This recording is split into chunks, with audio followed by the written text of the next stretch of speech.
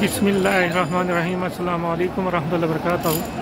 मैं राय मोहम्मद हयात इस वक्त खाना काबा में मौजूद हूँ, जहाँ पर तवाफ़ चल रहा है। अल्हम्दुलिल्लाह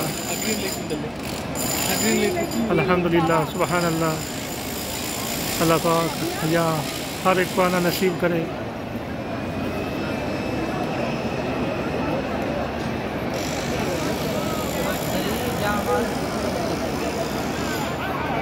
ये क्लॉक टावर नज़र आ रहा है।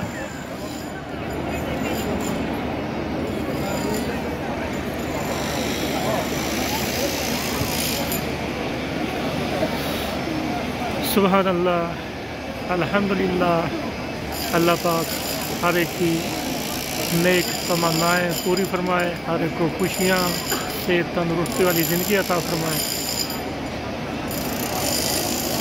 अल्हम्दुलिल्लाह, सुभान अल्लाह,